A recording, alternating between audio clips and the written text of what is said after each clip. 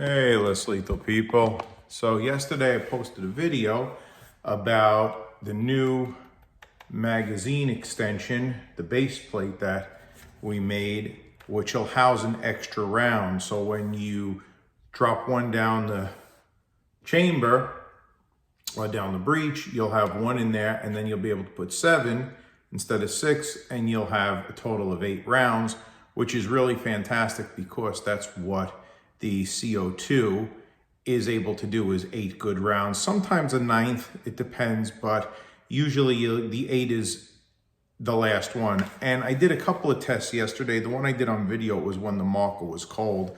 But the first round I did, I started with 50 joules on the first shot, and by the 8th shot I had 40 joules. So it went down about a little more than a joule a shot, which is great.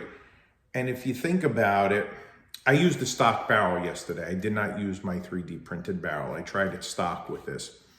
So if you think about this, the marker is very, very consistent. It stays at 50 and goes down to 40, even ending on the last shot, on the 8th shot. It's still higher than one of the other most powerful, less lethal markers out of the box on its first round. So, you know, if something is getting 36 joules or claims to get 36 joules on its first shot, this is still getting 40 on its last shot, which is really fantastic. And that's with the stock barrel. I use Grimberg Joule V3s, and that has nothing to do with the magazine that I made here. So this is the stock base plate. And as you see, there's a little hole in there. So what you got to do is, I'm going to just show you how I made it and what I did. There's a little plastic tit or piece in there. You just kind of push it in, and then you push this forward. Now what you don't want is it you don't want to lose it. But because this is so thick here, when you do that and push it forward, your spring bends. You don't want to do that. So what I've been doing, and I find it easy, just take anything. You could take something and just put it in here, pull the spring down with your fingers, and then I put let me show you again. I'll do it right on camera. So the easiest way I would say to do it is pull your spring down with something and then pull this forward, keeping your finger over the hole so nothing comes flying out. You don't want to lose your spring or that plastic piece across the room, which is also very possible to happen. And then you just pull it out, you have your plastic spring and piece. So I'm going to show you how it works. So I made some followers too, but I kind of wanted it to work with the stock follower. So here's the stock follower. Oop, as I drop it. So the stock follower goes in here and it slides along.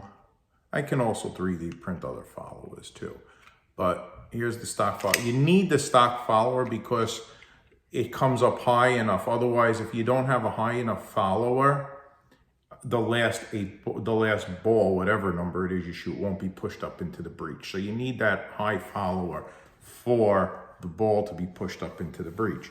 So we have our follower in there. Then we put our spring in there, just like so. Right? We set that off to the side for a minute. So this is the piece. See that little tit that goes through the hole? This is the piece. And there's a little round. I don't know if you guys can see it good. I'm going to try to get it. This piece sits in the okay, that's perfect. That little round circle sits inside of your spring. So what I do to make it easier, so my follower goes down into here and the spring. What I do is I put this in here, I make sure it seats right, like so. I don't know if you can, there we go. You see it's seated in there, and I leave it like that. Then the easiest way I found to do it is take something, it doesn't matter, you could use a toothpick, you could use anything, push your spring down so it's flush, then grab it with whatever and hold it down, just like so. Don't let it up, just holding it down with the thing. And then slide your base plate on and let the spring go, and you're good. And it's right in.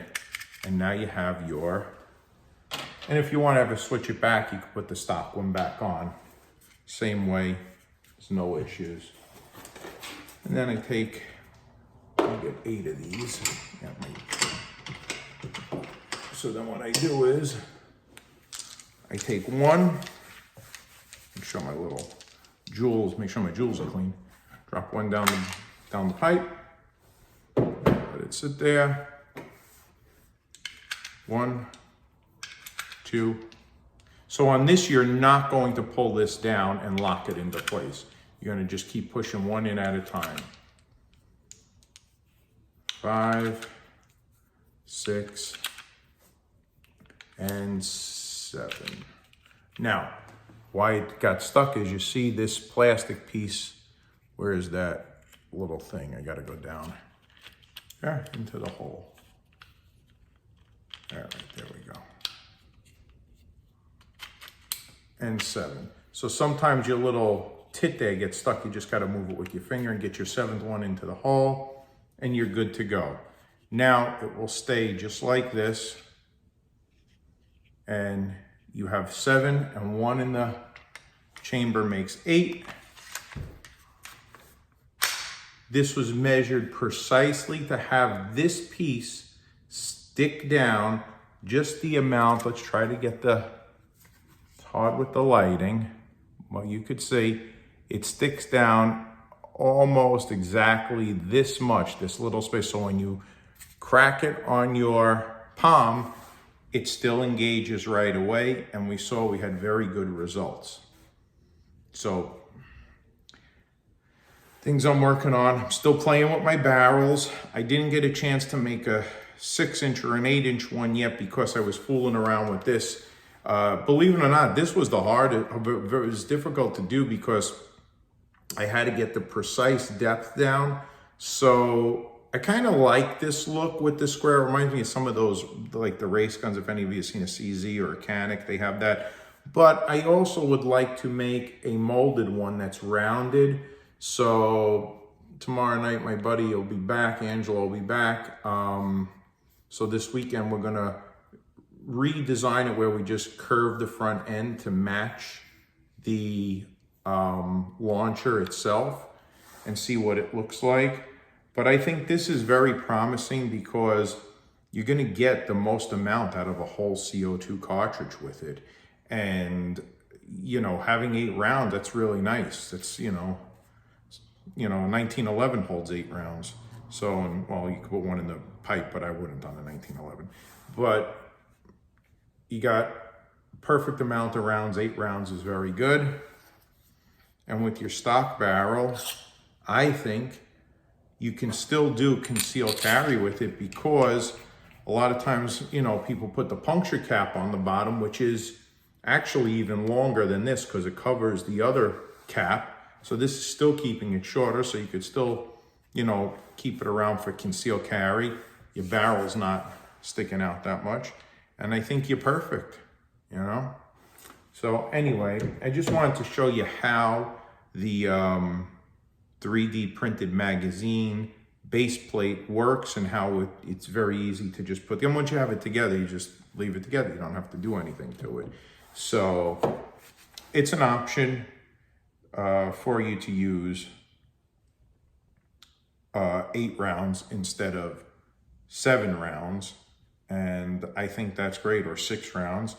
Having those extra 2 rounds, one in the breech and one in the magazine, I think does make a big. It's also good too if you want to stagger up kinetics and chemicals. I mean, you could do whatever combination you want, every other, every 2, every 3. You can make it where you have 4 or 5 kinetics and 4 or 3 chemicals, or vice versa. It gives you a lot of options and a lot of opportunity. And as we know, the Duke cycled perfectly through this high-powered launcher without any problems whatsoever. So guys, a little update on our new base plate for the Pistelle 68, aka Intrubuster. Stay tuned because we're going to modify that a little and curve curve it around, and I think it's a kind of a cool thing to have on your launcher for a little extra rounds there. Anyway, stay safe, stay educated. Talk to you later.